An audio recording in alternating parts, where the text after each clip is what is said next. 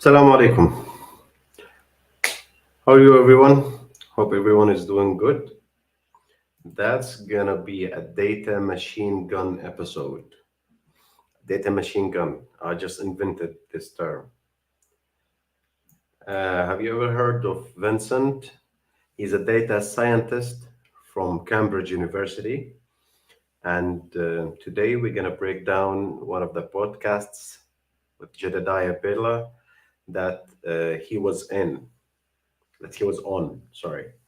So the main purpose of her bringing him to the episode is to check on the red pillars data and information. Is the red pillars right or wrong?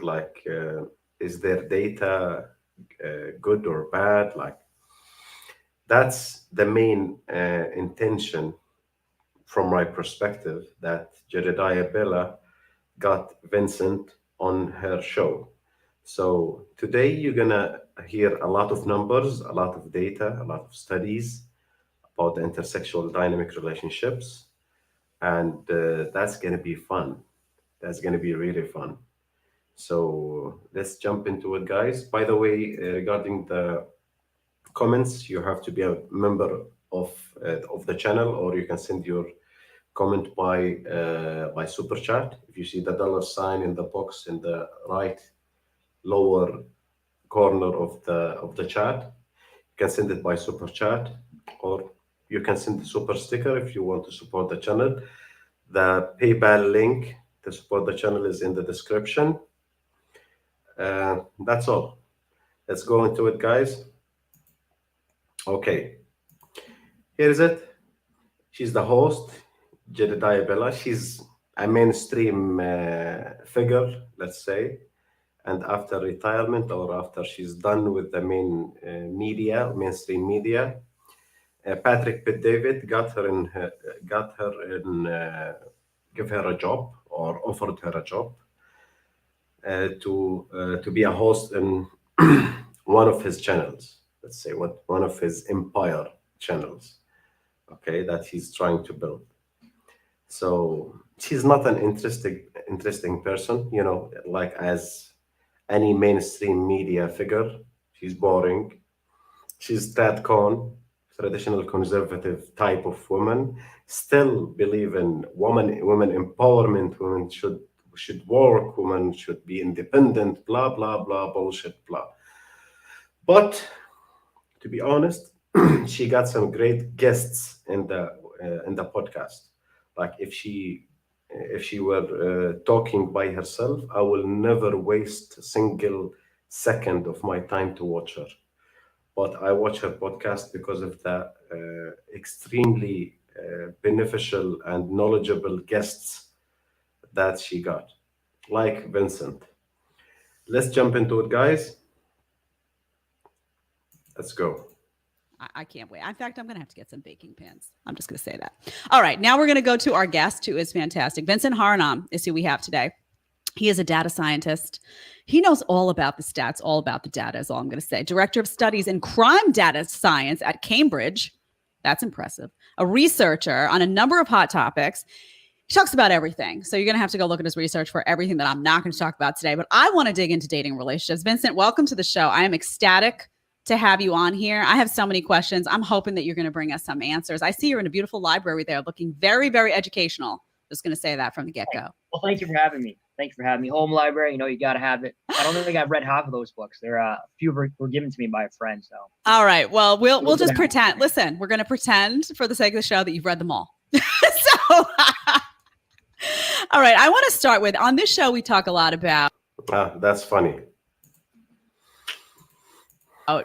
What men want, what women want. I opine on a lot of it. But the truth is, I think a lot of the actual truth is in the stats and in that data. So I want to ask you, and I read 3 of your articles. I'm going to tell people as we go along where this stuff that I'm pulling is coming from stuff that Vincent has written. There's an article he has called All the Single Ladies that people should absolutely check out. And one of the topics that's really interesting to me there is education. So tell us what women and men really want when it comes to education. What I'm seeing is that women prefer more educated men Tell me if I'm right, I'm wrong, and what about the guys? What do they actually prefer? Oh, you're absolutely correct. When it comes to preferences in terms of dating and mate selection, it's almost like the genders prefer the opposite thing. They go in sort of opposite directions. So you've begun here with education. Okay, did you hear, guys? The two genders want or prefer opposite things. They are in the opposite direction. You got me? So, as he says, I think women prefer high educated men. Okay. So, what is the opposite of that? Men do not prefer high educated women. And that's real because the education is part of the socioeconomic status. It is very important part of the like it is very essential, the education in today's day and age, at least. Like if you got a good certificate from good in a good profession from a great university, so the expectation of your annual income will increase, and that's affect what? That affect the socioeconomic status. Women look for socioeconomic status, men don't. So today we're gonna learn a lot. We're gonna learn really a lot because of a lot of people who's full of shit says that red pillars don't know what they talk about. The red pills is based on personal opinion and they do not have data. They do not have studies. Like it is just they are hating women or blah blah blah bullshit blah as we usually hear and read a lot of the opposition side, a lot of people opposing the red pill as a praxeology. Ah, guys, you're full of shit. Here's a real scientist. Here's a real scientist from Cambridge University, and his profession, his specific profession, is the data analysis. And he's telling you the man and woman want opposite things. Opposite things. Check it out. Education. So we can look at that specifically. So what the literature indicates is that women on average prefer men that have more education than they do. So a lot of data from speed dating websites, from Tinder and such indicate that a man is something like 91% more likely to have his profile liked by a female if he has a master's degree relative to a bachelor's degree. And it's the opposite for females, or excuse me, for males, where they prefer females that have a lower level of education than they do. Funnily enough, there was a study that indicated that men who came upon women or were courting women that had a higher education than they did or attained a higher level of education were more intimidated by them. So the courting process was not quite successful because of that. So now you're telling me about these differences in terms of men and women with education. And I'm looking at this other quote that came from one of your articles. This is from Simping and the Sexual Marketplace that links to this. And it says, since the 1990s, women have outnumbered men in both college enrollment and college completion rate, reversing a trend that lasted through the 1960s and 70s. Young women are also out earning young men. So if you look at the reality of what's happening, where women are more educated, but you look at then the parallel reality of what men and women actually want, are we headed for disaster here? Oh, you don't know the half of it. And the disaster is not in terms of imbalance in which there's not enough equally educated or equally economically successful men to match the number of women out there that they're seeking a partner. It actually goes into crime and deviance as well. We can talk about that. But just on the topic of education-based statistics, women are going to college at a higher rate than men. They're graduating at a higher rate than men. They're earning postgraduate degrees at a higher rate than men. So if you look at statistics and forecasts, that is statistical forecast, looking at college enrollments in the United States, it's something like between 2020 and 2029, there's an average yearly surplus of 2.2 million female enrollees relative to males. And in the next decade after, so 2030 to 2039, that rate is going to increase to 2.3 million. So all told, between 2020 and 2039, there's going to be 45.1 million women without a equally educated male partner. Okay, that's a bomb. That's a real bomb, guys. Did you hear the number? Like in the next 20 years, by the year of 2039, let's say 2040. By the year 2040, in around 18 years from now, it's gonna be in the United States 45 million female that will never get an equal or above educated partner. 45 million. Do you understand that? 45 million female will never get equal or higher educated partner. That's mean it's most probably they're gonna be single and childless because women mate up. It's basic biology. It's hypergamy. Women do not date down, do not marry down. Okay, women marry equal or up. So in 18 years, a number of 45 million female in the United States will never have an equal educated partner. 45 million female. Let that sink in.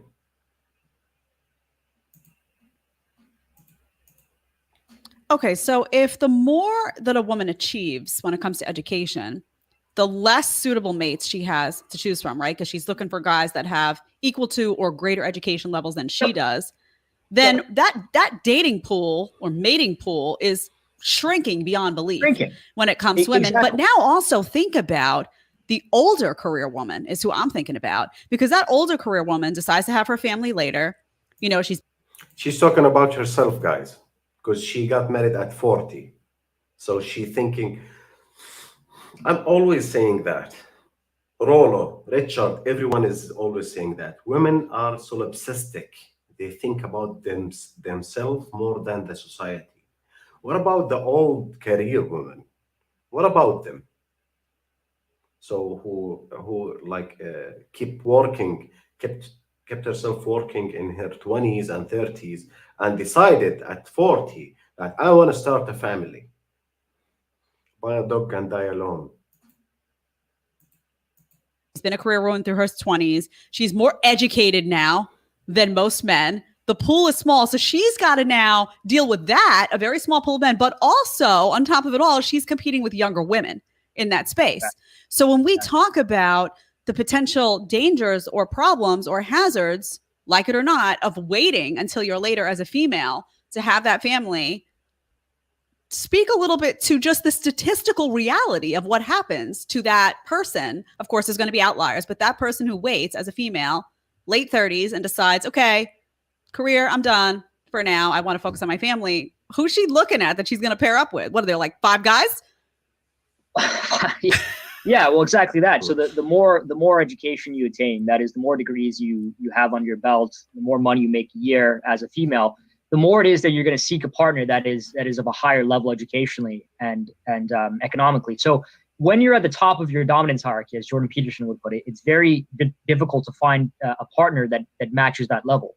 So you would have to imagine that a lot of these females that have achieved so much and worked very hard are going to come to a crossroads where they want a high achieving partner, but they simply can't find one. One, because that pool of men that achieve that level of economic dominance and educational dominance is so small. But two, because that period of shortage of men is taken by younger women. And this is again the logical contrast here between male and female preferences in terms of the opposite sex, is that yes, women are looking for men that achieve quite a bit, economically, socially, whatever it is, but men are looking for women that are generally younger and more fertile. And Do you listen, guys? Do you listen, guys? We never talk out of our asses. No. When we say men are attracted for younger and more fertile female, that's a scientific fucking fact. You like it, you don't like it, I don't give a fuck. It is a scientific fact. And he's Dr. Vincent or Professor Vincent from Cambridge University confirming the same thing. Men are attracted to younger, more fertile female. They do not give a fuck about your education or your money. That does not arouse us. That does not make you more attractive. It is very simple. Very simple. More young, beautiful, fertile. Yes, that's it. Again, if you're unfortunately, if you're a woman in your late 30s, maybe even early 40s with a law degree, it's going to be very difficult to compete in the dating market where it's a new 18-year-old every single day. When you talk about these realities, I have to ask. By the way, here, guys, he's quoting Richard Cooper.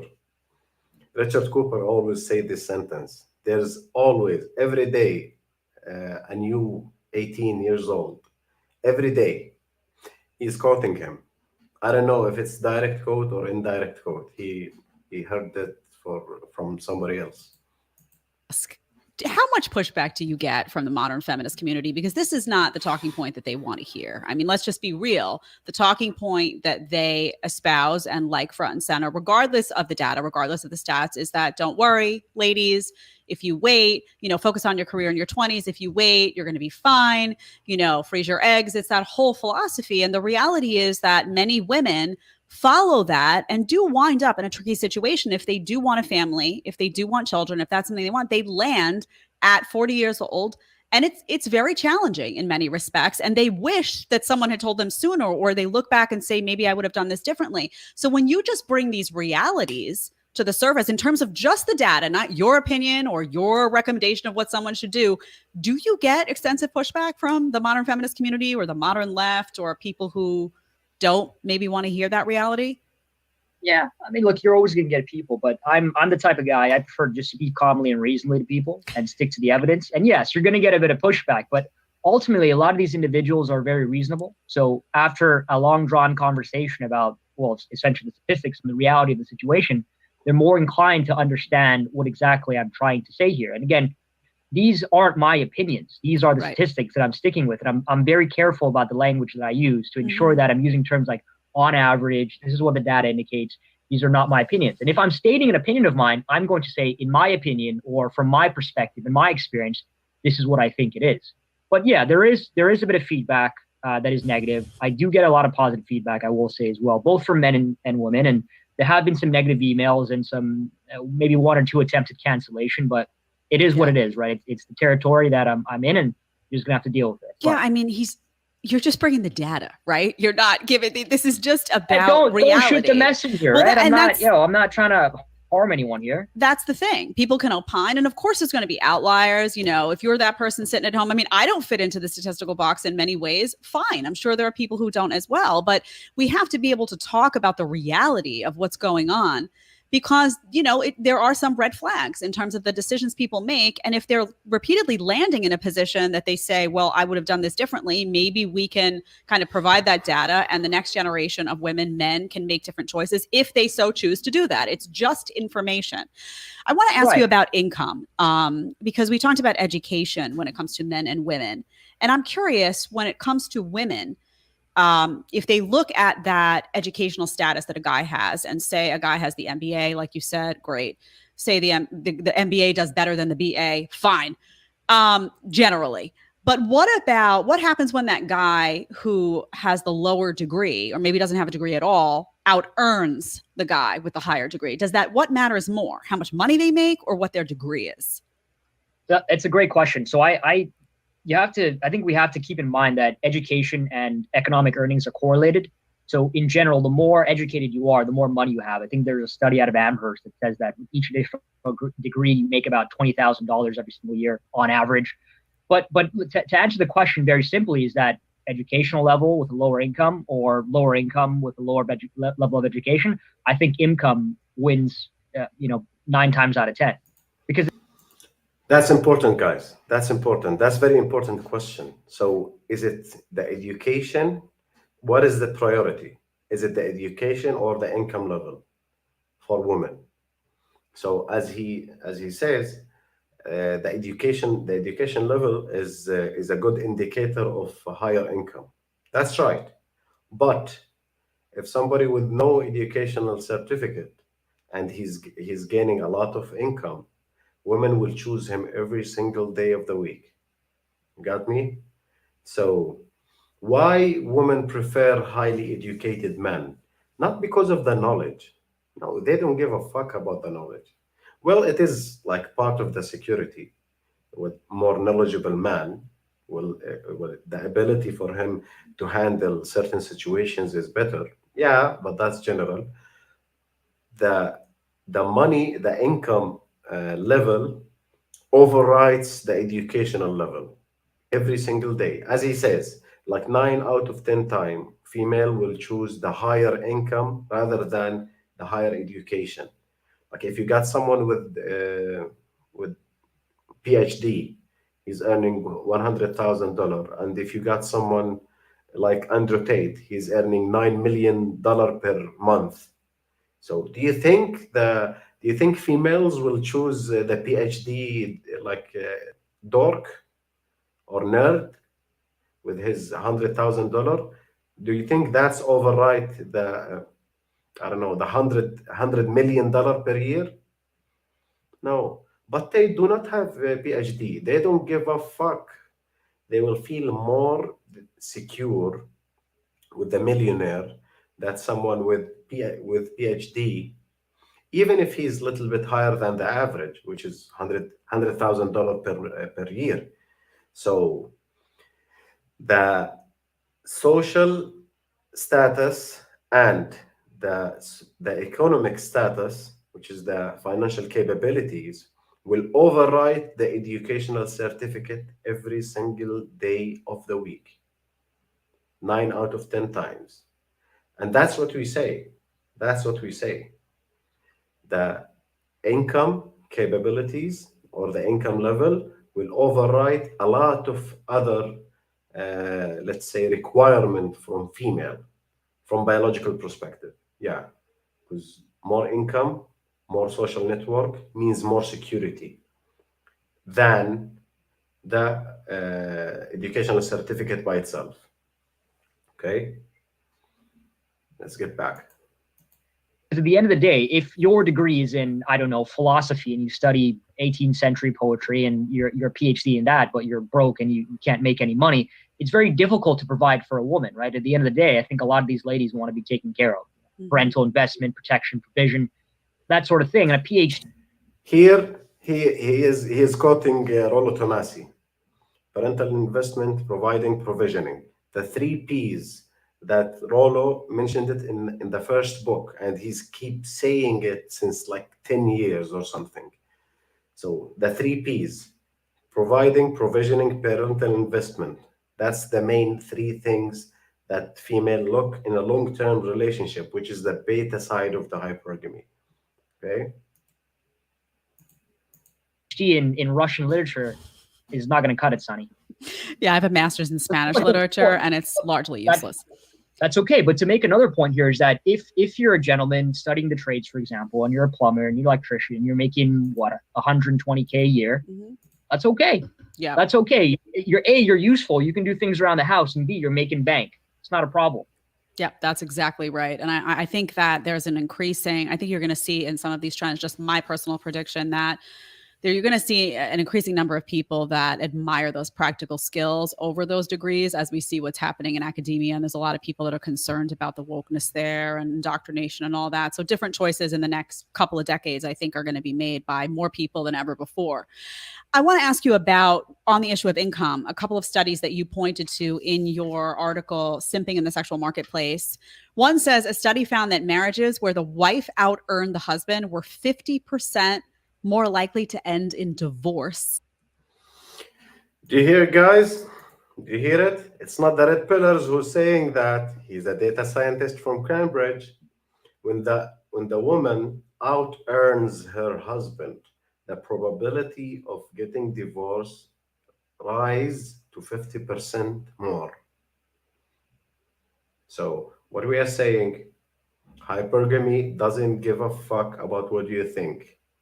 When women out-earn her husband, the probability of her getting divorced is 50% higher. Okay? That's basic hypergamy. That's Red Pill 101. You got me, guys? That's one. A study of Swedish couples reported that when the wife contributed 80% or more to total income, The divorce risk was twice as high as when she contributed less than 20%. And men who were not the primary breadwinner were more likely to use erectile dysfunction medication relative to men that were. So she's reading from his studies. When the woman is earning, like contributing 80% of the household income, 80%, and her husband contributing 20%. So 80% the female, 20% the male. It is double, like the probability goes to twice more to get divorced than when the woman is contributing 20%. Okay. So when the roles is reversed, okay, the probability goes to double. And when men contribute less, they are more likely to face erectile dysfunction.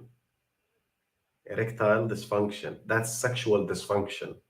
Like, he's not gonna have the sexual drive, the sexual functionality as same as men who earns more and provide more for their family. So if you do not provide for your family, if you are not the main provider for the family, you have to expect that you're gonna face probably erectile dysfunction and low sexual desire. Why? Because you put yourself in the pussy position. It is not your natural role to be in the consumer seat in the family. You have to be the provider.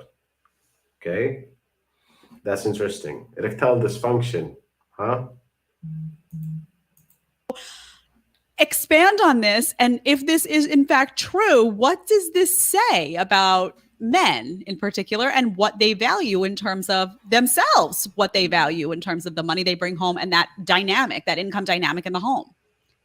Right. It's those are a set of very interesting statistics on, again, mate preferences among females. And I suppose what the overall message is that women are obviously looking for a man that makes more than them in the relationship. So the notion of economic earnings and who wears the pants in the relationship are, I think, correlated.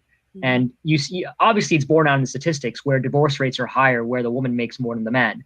And, you know, you would obviously think that there are couples where it works, right? Obviously, there are examples of that. But again, on average, it's obviously the case that economics, that is earnings, who brings home the bacon, and who wears the pants in the relationship are, again, correlated. And women naturally would seem from these studies, I suppose the researchers don't want to point to this or indicate this. They're trying to be as scientific as possible. They're obviously looking for men who are making more than them. And it's almost like it's very instinctive. So if you are dating someone or married to someone that's making less than you, you view them less. You view them as lower than you if you're female. The opposite is the case for males. Mm-hmm. And what's interesting to me about this is when I was reading that, I said, oh, a whole bunch of people are going to gravitate toward the opinion of, oh, women, gold diggers, all this stuff like this. There is a segment of the population that will go there. But you throw the caveat in, which I love, which I think is absolutely true.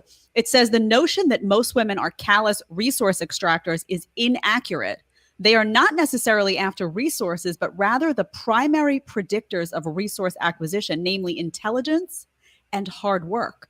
So the question is, are they looking for the money, or are they looking for what that money represents in terms of the kind of guy that they've actually gotten? Yeah, well, women are a lot like major league scouts or prospectors, because in some ways, there's tons of broke guys out there with a lot of ambition that are going places in life that have girlfriends and wives. So a lot of these girls are going to take an educated guess here and make a bet on these guys that he'd succeed later on in life, which is how you play the game, right? Not just as a female, but as a male as well. It's how you be a successful investor. It's all about hedging one's bets, right? So again, it's not that these women are gold diggers. Of course, there are, as you mentioned, gold diggers out there. Right. But again, it's a matter of prospecting and being married to someone that you see down the line will be a good father and a provider. So I want to ask you about who's picky in the sexual marketplace. And I often say that women are getting very picky in terms of what they want. By the way, guys, I mentioned that a lot of times, which is it is not the money itself, it is the traits and the capabilities that can get you the money that makes you attractive. So it is the economic capabilities. It is not the status itself, because women choose a very capable man over than a soy boy who just got inheritance of like 5 million. They will choose the intelligence man, the intelligence man, the hard worker, because the capability of him to be successful in the future is very high, over than the soy boy who just inherited like couple of millions, because he gonna waste them anyway. So women can they really have something like radar to in like to smell, or let's say detect that indicators, which is the capability in the man himself. And one of the variants, let's say the money itself, especially if he's, let's say, an older man, like a man in his 40, he's still broke, do not know how to earn money. No, that's poor indicator. That's very poor indicator. But like a guy in his 20 and he's sharp, he have high IQ, high intellect, he's a hard worker, they will choose this guy. They will choose this guy because he have the traits and the capabilities and the skills that predict long-term success. So you have to distinguish between these two. It is not the money itself. Look at Will Smith. Look at Will Smith. He have the money, but he does not have the masculine traits, right? So it is not the money itself. Want based on a lot of the videos we show and whatnot. What's interesting when it comes to just physical appearance alone, interesting study you point to, a study on Tinder, and it says, according to a study on Tinder, whereas men liked 60% of female profiles they viewed, women liked only 4.5% of male profiles. Moreover, women on average viewed 80% of men on dating apps as below average in attractiveness. One study determined that the bottom 80% of men, and we're just talking about physical attractiveness here, are competing for the bottom 22% of women. And the top 78% of women are competing for the top 20% of men. It is 80-20 rule, guys. Again, 80-20 rules. 80% of the females in the society do not see 80% of men. They see only the top 20%. They are not interested in the 80% of the bottom. But for men do not really care about the socioeconomic status of female. She's hot, available, fit, friendly, as Kevin Samuel says. Fit, feminine, friendly. I'm okay. Yeah, I like that. But the top 20% of men in the society have to have a lot of, like a laundry list of conditions. You have to get his own money. You have to get a good car. You have to get his home. You have to get a certain amount of money. You have to be tall. You have to be handsome. You have to be blah blah blah blah. All of that, like conditions, and that's not available in the sexual marketplace, unfortunately. So most men are invisible for female. That's why you have a burden of performance. That's why nobody will care about you if you are not performing well, socioeconomic wise. Yeah, that's harsh, but it's reality. Accept it or like do not. It's never gonna change. So you can change yourself. You can't change the woman preferences. Even if you keep like whining and bitching about it for like the whole of your life, nothing gonna change. It's hypergamy. It's instinct. So this supports what I'm saying. And by the way, when I say women are picky, I'm saying guys are picky too. Don't get me wrong. But I'm talking on the issue of physical attractiveness. And this, anyone who lives in life will know this to be true. Women are very picky. What does that do to the selection process that they ultimately wind up being able to look at the end? And how are we all not clawing at each other at the eyes, given how picky we are? Well, look, again, the thing about these statistics is that they would indicate that there's a power law relationship or a power law distribution called a Pareto distribution, 80-20 rule. I'm sure you've heard of this. Just to explain for the audience, a power law distribution simply means that there's a small percentage of something that is responsible for an outsized proportion of something else. So in this case, it's a small percentage of men that are receiving the romantic attention from these women. That's natural.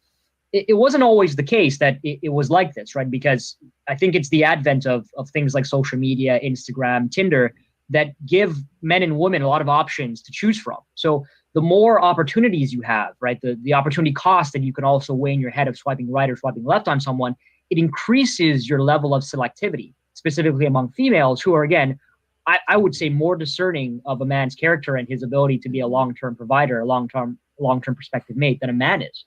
Yeah. Because again, the desires of the man and woman are very different, and men are very visual creatures, of course. And again, they're interested in youth and fertility, and that, of course, is very obvious. But females are looking for more than that. So it's not just the looks and the way that a man carries himself; it's ability to actually, produce as well. And so that level of selectivity in the fact that you have all these set of criterias, it's a more complex model, as it were. So one of the things that concerns me is the hookup culture today. And it just seems like there are less and less people, men and women, who are interested in something real, something serious. Promiscuity has been elevated, sex and emotion have been disconnected for men and for women at this point. And when I say that, I mean young. No, that's bullshit. Women can't disconnect the female, the emotion and the sex. She's not hardwired for that. She can't. Her biology determines that she can't. Young men, particularly, and young women, where the issue lies, because then it delays adulthood, as far as I'm concerned. But when you look at the hookup culture today, what do you think drives that? Is it male behavior? Is it female behavior? What's blowing that up?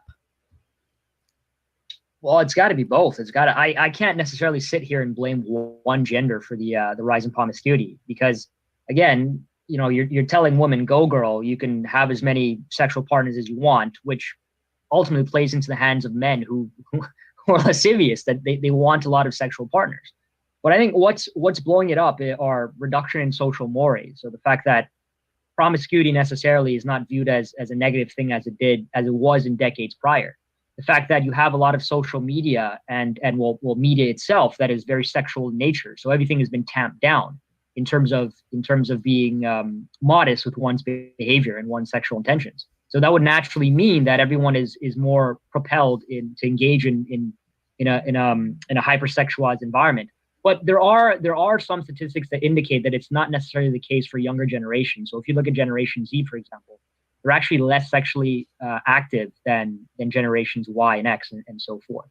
So it may be that this trend is reversing when it comes to younger generations because they're just too busy playing video games or on their phones. So what about that, like being less sexually active? Because one of the things that I hear about a lot is a crisis among guys in particular, where there are an alarming number of guys increasingly that just aren't having sex at all. They're not in. Did you hear that, guys? Like most of the new generation of guys are not sexually active. What does that indicate? Get back to the John Calhoun experiment, which is Universe 25. The last generation of the last generation before the civilization will collapse is the soft boys generation, who do not prefer to have sex, or they are incapable of having sex. The soft boys, the soy boys. Yeah, that indicate a near collapse in the next few decades. Yeah. The marketplace at all. They're not engaged. Why is that? Is that true? And what do you attribute it to?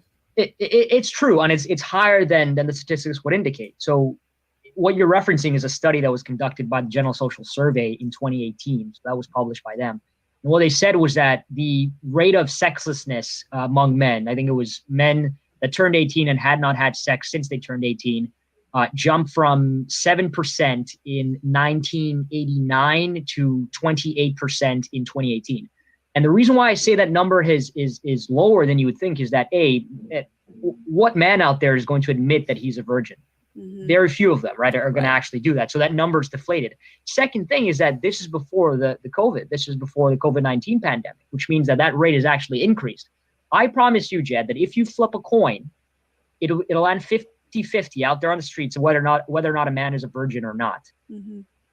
And well, I suppose the second question you're asking here is what is driving that? And again, it is competitional in the sexual marketplace. Men dropping out simply because they're looked over by these females. And we talked about Tinder, the fact that 4% of male profiles are being swiped right on by females. A second thing I would say is also laziness and the inability of men to actually want to be in a relationship or need to be in a relationship. The fact is that if you look at statistics around hours worked, men are being overshadowed by women in this particular category. So I think it was statistics from the United Kingdom that indicated that men had on average 43 hours of leisurely time over the week, whereas females had about 38. And unemployed men spend about 520 hours every year playing video games. That equates to about 21.6 days over the course of a year. That's a lot of time, man. Okay, there's a lot of things here to unpack.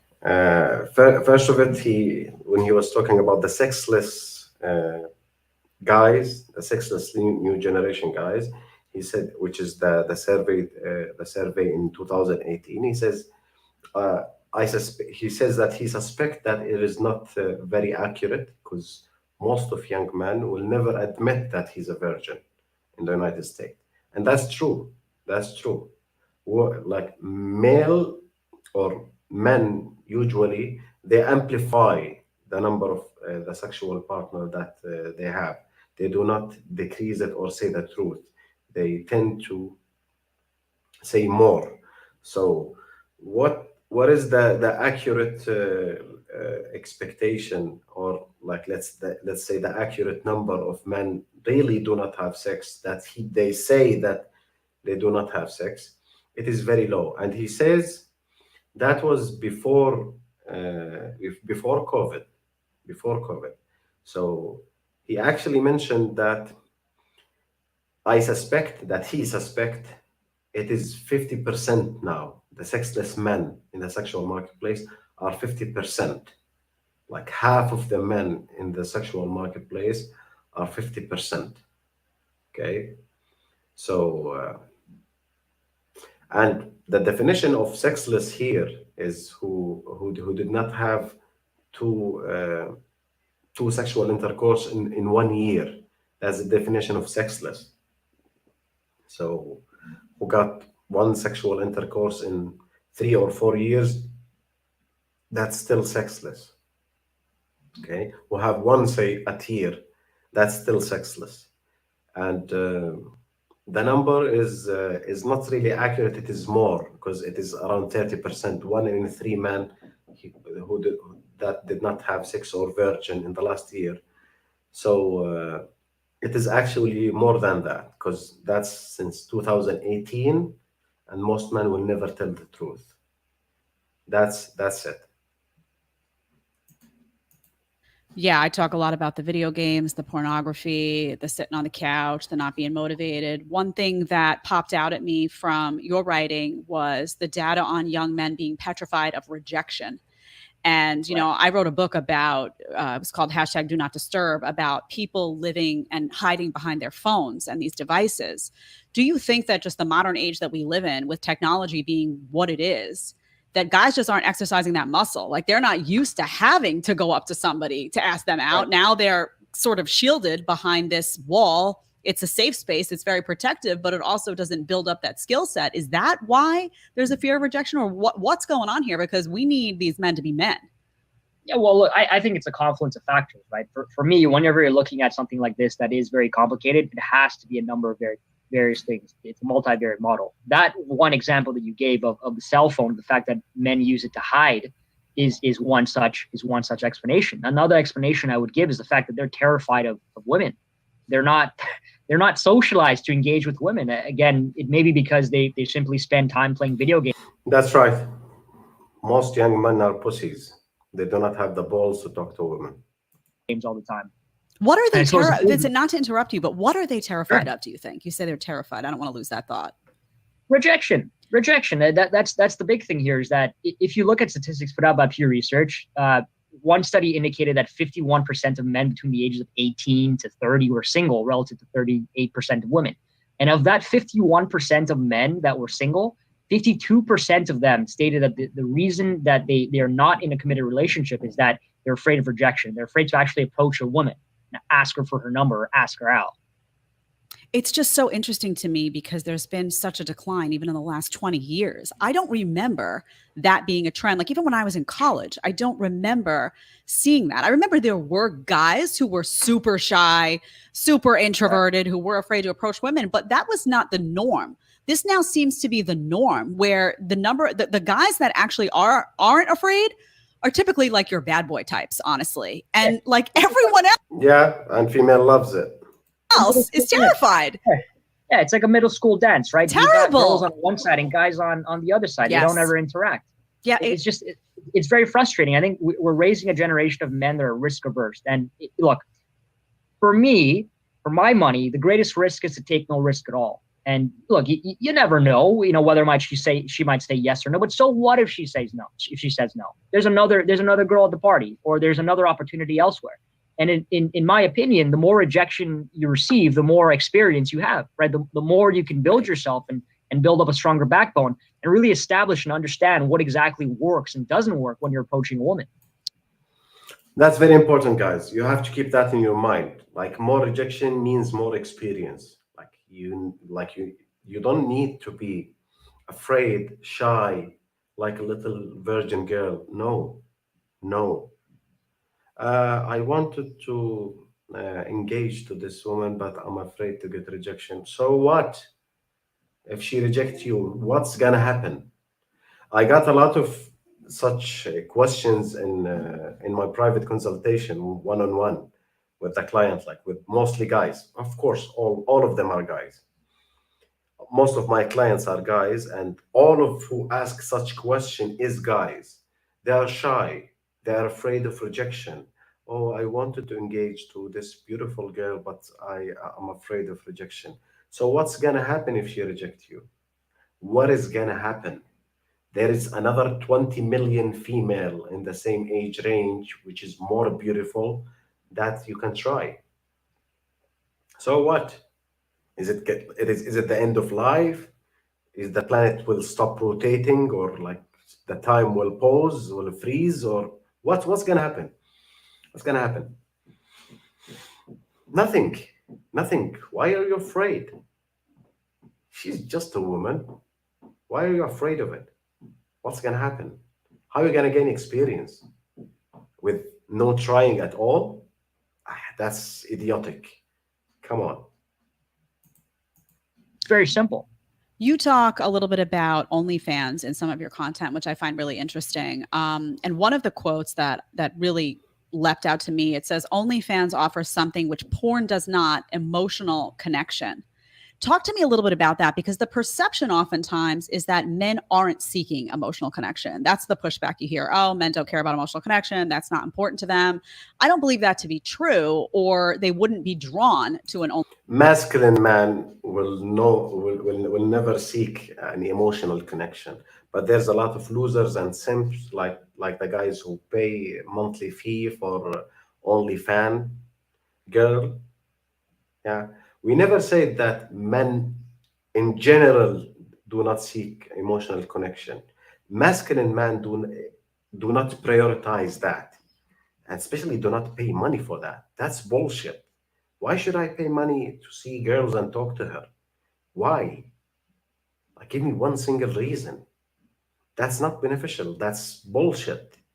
But there's a lot of simps, which we call digital simps, that they need this emotional connection with imaginary girlfriend behind the camera, caring about him. Oh, how was your day? So what? So what? Why? Why do you care? Why do you need that? What's gonna happen? She gonna give you the emotional push that you need? You little bitch. Yeah, we do not care. We do not care, or at least me and the men like me. Like the emotional connection, like weight in my life is zero, zero, like literally zero. I do not give a fuck. No, no. OnlyFans dynamic. Talk to me a little bit about the difference between porn and OnlyFans and why men are drawn to OnlyFans in particular. Right. So it goes back to that discussion we were just having about rejection. That OnlyFans is unique because it is emotional connection without rejection. So the woman is there behind a screen, and she's not only perhaps taking her clothes off, but asking you how your day went. So it's almost like having a girlfriend without actually having a girlfriend. And yeah, the notion that men don't want emotional connection in a relationship is simply not true. It's based on the studies on oxytocin and what it does to men when in a relationship, when in a family. It just contradicts this point altogether. And pornography is very different because it's just a dopamine hit at the end of the day, right? You're just getting off based off of two people having sex on a camera. But OnlyFans is very different because it does provide that sexualized nature, but at the same time, you are getting that emotional connection with a real person that you simply do not get with pornography.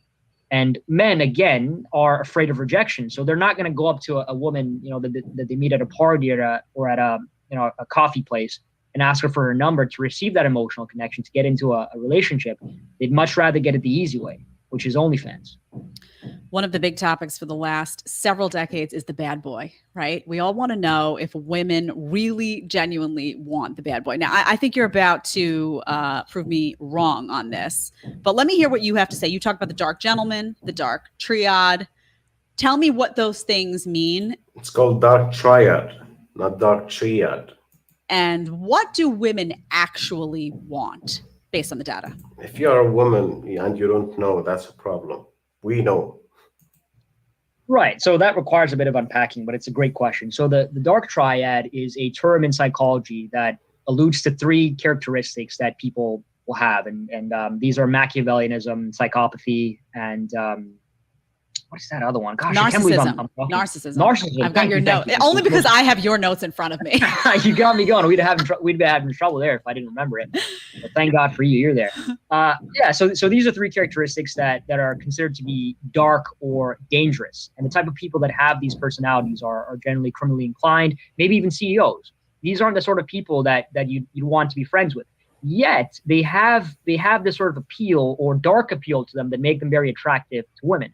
The reason why this is because when you look at the big five personality traits, they're low in conscientiousness, they're low in neuroticism, but they're very high in openness and introversion, or extroversion, I should say, which means that they're very attractive because those two characteristics, openness and extroversion, attract people. These people dress nicer, they use all these nice terms, they smile more. In fact, there's studies to indicate that even when we look at disagreeableness, and these individuals are typically low in agreeableness, men that are more disagreeable on average make more money than men that are higher in agreeableness. It's something like 18.3% higher over the course of a year. But just to tie that all together with a dark gentleman, it's that dark gentleman is a term that is used to knit together two very contrary sides of the coin. That is the Chad and the Dad, the guy who has those dark triad characteristics, right? The danger that's applied to these sort of individuals, but is also a provider and a protector. So it's a unity of contradictions, as it were. The woman is getting a man who is able to provide for her and is a good long-term mate, but is also a pretty good lay. He's a very sexy guy, and he can kind of get the job done in the bedroom, and he's very attractive to other women as well. So my theory is, the way I put it simply, is that women want a guy who maybe he was a bad boy in the past. Maybe he could be a bad boy. If he really wanted to, he could totally, have all the girls and all that, but he chooses not to. And instead he chooses to be with her and be loyal. So you could do all that. Be loyal, my ass. Be loyal, my ass. Women need to feel that he is loyal, but she don't want to be certain. She want to feel that he can replace her. If women feel that he can replace her, she will give him 100% of her capabilities. Yeah. Women perform better when they are on their toes.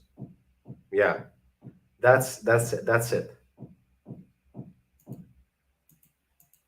Stuff, and you're desirable in all those capacities, but you don't go there. Am I right?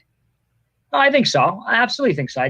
It's that notion of the chained beast, right? The ability, or the man who has the capability to use violence but does not use it. The man who has the ability to cheat on his woman if he wanted to but does not do it. The man that makes quite a bit of money but does not flaunt it, right? Here's a quote: is that the truest form of something does not flaunt itself. So it emerges precisely when it means to. So real power is not flaunted. Real money is not flaunted. Real intelligence is not flaunted. And so this dark triad personality mixed with the provision, the protection, all those long-term characteristics which make a man attractive, makes him that unicorn that ticks all those boxes. So then what do you think about, and by the way, I want to, before we get here, people subscribe, hit that subscribe button. I need you to hit that. I need you to hit your like button as well if you like this interview. And also Tyler at Top G is over here. He's going to be checking the chat. I want you to get your questions. If you have questions for me, you have questions for Vincent, please ask them. We're going to get to those super chats in just a second. So you're talking, Vincent, about this idea that you don't flaunt it, and that's what's appealing. You have it, but you don't flaunt it. So I ask then, what do you think of red pill? Like, are they right? Are they wrong? Because there are a lot of guys in that community that do flaunt it, right? The fancy cars, they're very front and center, not only about their finances, but very front and center about, hey, if I want to have a bunch of girlfriends, I can, my girl only has to be loyal to me, but I can have a bunch of girlfriends now. Yes, you're idiot. Of course. Man dictate the terms if he's a high value man. Swallow it. Now, granted, they're very transparent and honest in that respect about what they want, but there is a certain degree of flaunting that goes on. Is that appealing? Like, what do they get right in the red pill? What do they get wrong? Just unpack it all for me. Well, this is a long conversation, but look, as with a lot of things, that you have to measure the good with the bad. So you have to be very. I'll try to be very, very honest and upfront about my views on the red pill. I am not a member of the Manosphere. I'm not, an acolyte of Earl Tomasi. I know he's on your show a couple of times. Yes. But, the thing about flaunting wealth is that you have to keep in mind, as it pertains to the fresh and fit guys and all these individuals, that it is based off of their viewership. So the reason why red pill content is what it is because this is what a lot of their viewers are tuning into. And these are typically men between the ages of 14 to 30, and guys in their 20s, they like seeing flashy stuff, right? They like seeing all the money, the girls, and all that. So these guys have to really ham it up if they want to get those likes and that click-through rate. But I think that is the reason why a lot of the red pill is how it is structurally. There are some good elements, I think. No, I don't think so, Vincent. No, I don't think so. We are not just saying that because it's good for viewership. I will support women empowerment if I want viewership. It is actually the opposite. We are getting our channels banned and shadow banned, and our videos taking off, being took off the social media, and we start again and again and again, and we have very low views, very, very, very low views comparing to the other narrative. So we are not saying that to get the viewership high.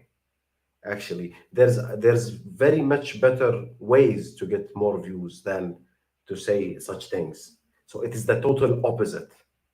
I lost near 200,000 followers in the last 6 years because of what I say. So do you think it is very intellectual? Like, it is very beneficial to say what we say and to get more views? No, that's bullshit. No, it is not. Think to it. So the notion of personal responsibility and getting one's money up, taking responsibility, I think is incredibly important. But all the that's the beta side of hypergamy. Yeah, the stuff around embarrassing women. I mean, the whole Frank Castle stuff with the fresh and fit guys. Again, it's just red meat. It is not red meat. It's called having frame. So when women disrespect you, if you keep respecting her, you have no frame, Vincent. That's it. It's done as a means of entertaining people. It's very Jerry Springer-esque. You know, when I hear from women, oftentimes they will say that there are things about the red pill that do appeal to them in terms of the men. We in the red pill, we do not care what appeal to women or what not, or what is the women opinion on what we say. Because we are studying women. We are not asking women what do they think, because they do not know what do they want. So we study them. We do not listen to them. Populate the space, the personal responsibility, like you said, own your own life, own your own choices, the idea of the beta side, of course, your chatcon, you're going to support that. No authority mentioned. Guy being a protector, prioritizing, you know, financial security for the whole family. Those things do appeal to them. Where they get lost, and I mean every single person, every single female that has written me is on the, you know, women sharing a man. Like they don't. Of course, it's not in your best interest as a self-centered female to share a man, and you don't want to accept the reality that high-value men do not give you a choice if you want to be with him. Get yourself a beta orbiter and do not share him. That's okay. That's totally acceptable. High-value man with high testosterone, most probably he will exercise his options. You have to understand that you don't need to like that or love it. They're not down with it. Like they're not going to do it. I know there's these guys that feel like women are going to be down with. They're just not. Women shared high-value men since the beginning of the history. You are not special, Jedediah. You're not special, and they are not. So I want to ask you about that, though. Do you think, because this is a talking point that I kind of butt heads. I had Justin Waller on the other day, and you know, I've repeatedly said that women who live a life as a good girl, if you want to call that, are not going to be drawn to sharing men. Like if she respects her body, she cares about sex, she respect her body like she's virgin or what? Because there is no virgins anymore. How does she respect her body? Is she's covering her body? Really? She's not flashing skin or definitions for sexual attention? How does she respect her body? Couples sex with emotion. She's not making an exception for you. She's not going to send you off to somebody else's bed. We do not give a fuck. You will find other one that will accept. It's easy. When she's not in it, it's just not going to happen. It's not realistic. But what do you say, like, to the guys that say, "Oh no, I have women who sign up for that all the time"? I mean, am I wrong? Am I just hearing from women that you just have emotional response? That's why we never listen what women says, because the emotion overrule everything. Like, who's right here, me or Justin Waller on this point? Are they going to sign up for it? Right. I think you're right, because so Jay Waller, again, he is interesting, as is someone like Andrew Tate, because they are individuals that are power few individuals, right? They are 1% guys, if you want to call it that, which means they have the capability to do that because they have the income to do so. But the average man does not have the ability to have multiple partners and still be in a stable relationship. Logistically, it doesn't make any sense, right? Take the average man out there and have him ask his wife or his long-term partner if he can go out and have a little dalliance. Well, we're not talking about the average man, Vincent, because the average man is virgin or sexless. The average man do not have a wife in the first place. If he have a wife, he's in sexless marriage. Near like 40% of the marriages are sexless anyway. So who gives a fuck about the average man? Nobody gives a fuck. We as a man, we do not give a fuck about the average man. Women do not give a fuck about the average man. So why should we build our life on the expectation of being average man? Nobody. Society do not give a fuck. Women do not give a fuck. Men do not give a fuck. Even the governments do not give a fuck about the average man. So why should I build my life on the expectation of being an average man? Nobody cares what the average man will get, because he's gonna be virgin or sexless in the most of his life. If he got a wife, he will be in sexless, no respect marriage. So anybody want to be like that? No. She's obviously going to say no. She's going to leave him. So the perspective that you're getting from Jay Waller and average man cannot dictate shit. Average man cannot dictate shit to any woman. Who cares? And the rest of these guys is very skewed. I would imagine it's not tenable. But the thing is, though, is that historically, what they're suggesting, and I think it is a form of polygyny, that is, one man pair bonded to many women, is actually the norm and not exactly the exception. Monogamy is actually the exception. We can unpack that a bit as well if you'd like to. So you're saying, but even in current times, you're saying monogamy is the exception, or historically? That is correct. So, well, up till about, I don't know, the 1800s, it's hard to break this down, but monogamy is a very modern invention, if you want to think about it like that. Polygyny has always been the rule. So do you think that's She doesn't like that. Monogamy is the exception. And that's right from a historical standpoint, by the way. That's very right. So among the whole human being history, the whole of the human being history, polygyny was, or polygyny was the norm. It is not monogamy. Monogamy is the new invention of the Catholic Church. That's it. And it's very new. It's less than 200 years. For the vast majority, like 99% of the Homo sapien, the modern human male and female live or history, polygyny was the norm, which is powerful man, or the man who can mate, who can reproduce, or who can engage or marry. They used to have multiple women, and some of men, which is the average or below man, never have any woman in their life. Like around 55% of the men who lived on this planet who did reproduce, and 45% never ever reproduced with any woman in their life. So near half of men who lived in this planet never reproduced with any female. And if we get back, I believe Vincent know this study.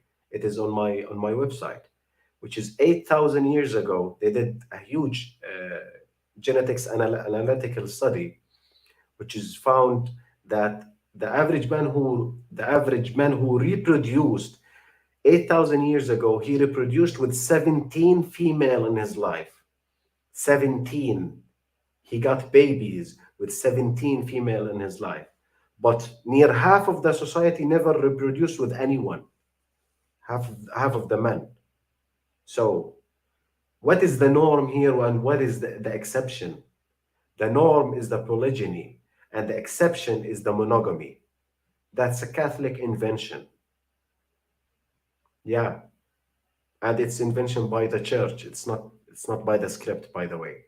You can't find any script in the Bible that prohibit polygyny. You can't find it. Because, like, honest opinion, do you think that's because in those societal structures, women didn't have an option to, like, that was just the way it was, and they really couldn't exercise freedom over that decision to say, like, I'm not going to operate in this structure? Or do you think that women were comfortable with that structure? That's what I try to get at. That's a great question. So I think that it's actually based on comfort. So a lot of these evolution psychologists will say that women are very comfortable to share a man that has a lot of resources as opposed to monopolizing a man with very little resources. Because if she gets with a man that has a lot of resources and the average amount of resources that she gets outweighs the amount that she would get by being with an average man, then she'll take it.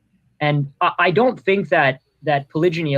So it is based on comfort, guys. So the women in the old days who used to share a high value man, they were comfortable doing it. It was not against their will, because the amount of benefit of being with a powerful high value man overrides the tiny amount of benefits of being with a loser pussy. No. That's why women accepted polygyny since the beginning of time. But modern day woman is a different creature. She's self-centered and I have my own money, I'm strong, independent. Shut the fuck up and go away. At least how it's, or is it even construed today in that way as polygyny? No, but the point being is that there is a rise in polygyny today because of the way the sexual marketplace is structured, because of that power law distribution, where a small number of men are receiving an outsized proportion of the sexual attention. What do the men actually want, do you think, in modern times? Do they want, in an ideal world, to be able to exercise those options and to have, you know, the wife and then a bunch of girlfriends? Or do they want monogamy? What do they really want? I don't know what the hell they want. Yeah.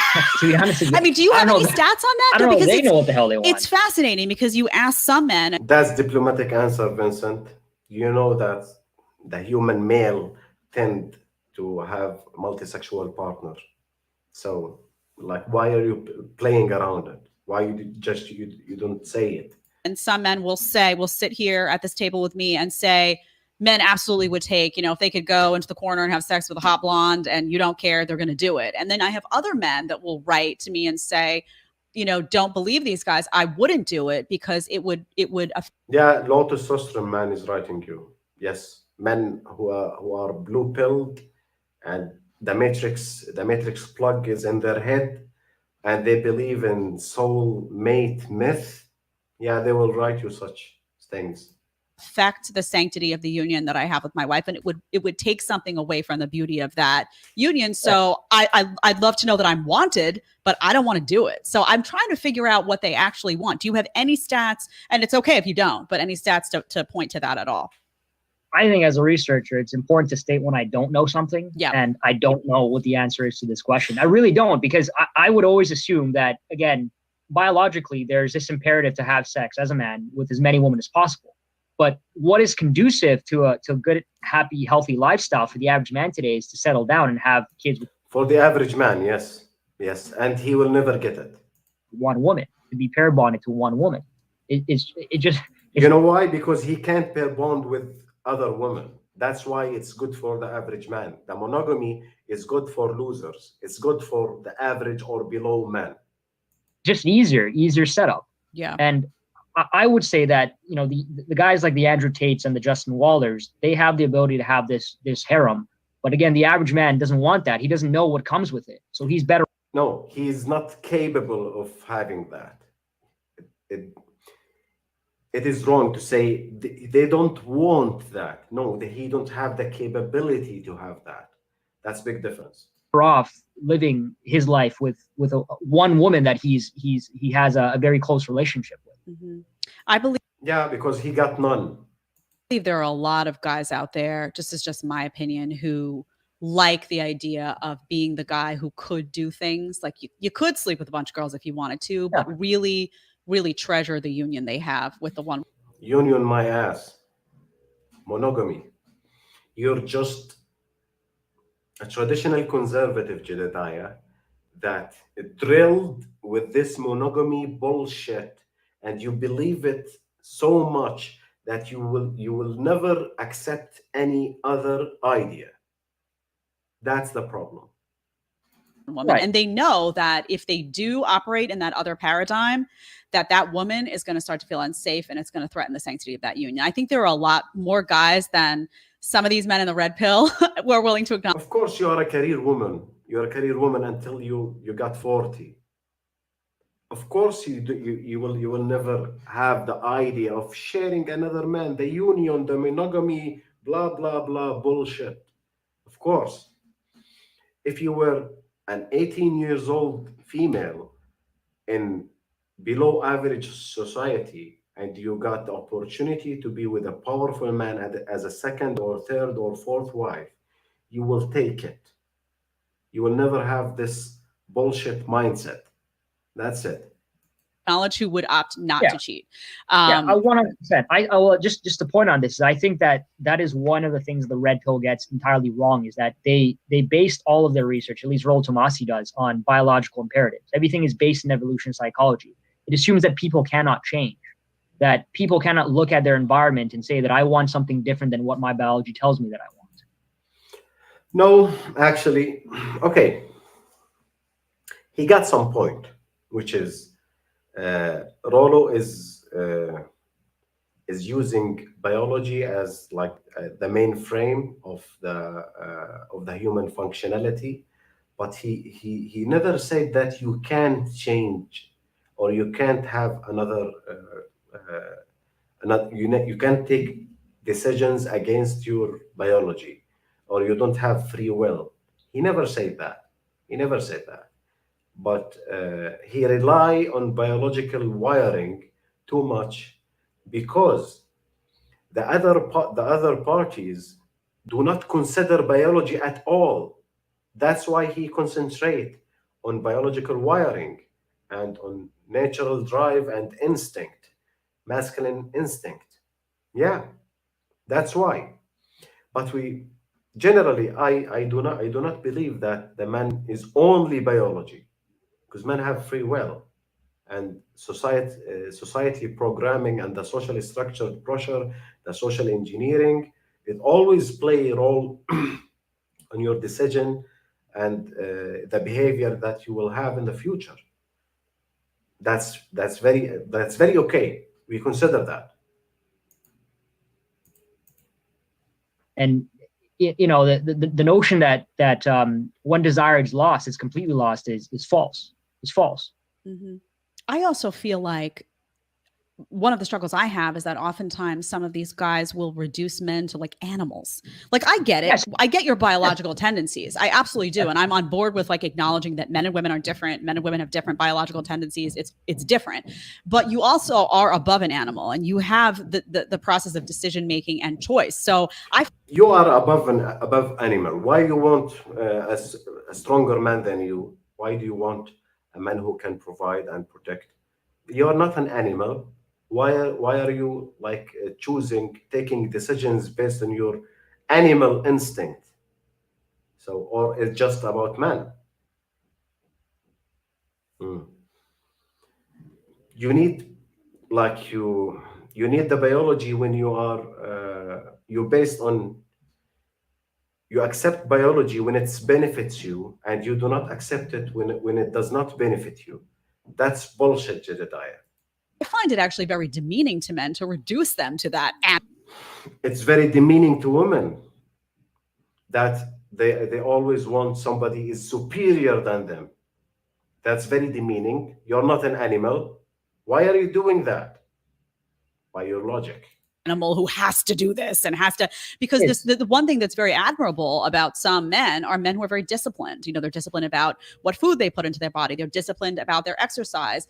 Those men are also can be very disciplined about the choices they make in their sex life, you know, in terms of Absolutely. I'm with one woman and I'm going to be loyal to her. So It always feed your self-centered reality. Yeah. If the man wants to be with more than one woman and he can do it, why should he do not? Why? The woman will never accept it. There's another woman will accept it. They always existed. They always existed. Look at that Dan Bilzerian. Look at a lot of men. Look at Myron Gaines. Look at Justin Waller. Look at all of these men. They all accepted. discipline is very admirable. And I think that to take that away from Discipline is very admirable when it's benefit you. When it does not, no, it's not very admirable. What about the discipline of taking care of your family and cleaning the house and being feminine and do not flash your sexuality to other men? What about being disciplined in that? That's admirable. Are you going to do it? from some of those guys and just say, oh, we're all animals. We have to act on our biological impulses is quite demeaning, actually, in my view, to men. Silly. It is not impulses. It is biological drive. It is not impulse. It is not momentum. It is a drive. And let's unpack that a little bit, because I like the point that you mentioned there around discipline. Is that I think for a young man, the final boss at the end of the game is lust, right? And to master oneself is to master one's sexual instinct, right? Your sexual impulses. And you're telling me you can't not listen to your dick for about 5 minutes and get on with a relationship? That's difficult. Now that's idiotic, Vincent, to be honest. I have a lot of respect for you, but this is idiotic. It is not about listening to your dick for 5 seconds. No, it is not. It is 20 times more testosterone. It is 2 times more sexual processing center in your brain. It is about the visual feed that you see 24/7. So it is not about I can't stop listening to my dick for 5 seconds. That's bullshit. Come on, you're a scientist. Have some self-respect, or at least respect people who is listening to you.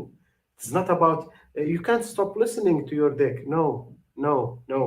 If anybody have low testosterone, he will never have this tendency. But men who have high testosterone and being high value with higher socioeconomic status, with masculine personal traits, why should they listen to you? Or to the 40 years old mom who doesn't like it? I mean, I would never trust as a friend a man who constantly goes after women and his only focus is on women. Because if we have a task to do and you're just chasing tail the entire time, we're not going to get that task done. Mhm. And it's very easy to get to a man like this that is just What about if he's having women in his free time? Do you still trust him or not? solely fixated on having sex. You Yeah. haven't mastered that part of yourself. Do you think high value man is really chasing women 24/7, or women chasing them? Like it is just the opposite of what do you understand, Vincent? Tyler, do we want to check in with the chat? Do we have some to Tyler? Okay, I'm done here, guys. I'm done here. You can check the whole episode. Like we got around 70% of it. You can check the whole episode on her channel. It is very informative one. Uh, do you agree with everything that he says? Like, and what I disagree is personal interpretation. By the way, I did not disagree with the data. I disagreed with some of his personal opinion, not about the data. We all agree on the data. And that's how we draw our conclusions in the red pill as praxeology. So it was very fun. It was very fun, very informative one. Thank you guys for checking in. Hope you enjoyed the episode. If you would like to support the channel, you will find the PayPal link down in the description. If you want to book me for counseling, one-to-one counseling about intersexual relationship, behavior and behavior adjustment, you can drop me an email to info@redpillarabic.com, or if you can read Arabic, you can book me through the redpillarabic.com, which is the services, the consultation page. And you can book also. We provide 3 type of services, which is the one-to-one counseling session, the the personal trait analysis session, and you can order a video, which is you can be a sponsor to a video that I'll break down your personal story, of course with fake name if you don't like to mention your name. You can ask me for this 3 or one of the 3 services that I provide on redpillarabic.com. Take care of yourself, guys. Thank you for checking in, and have a nice day. Thank you.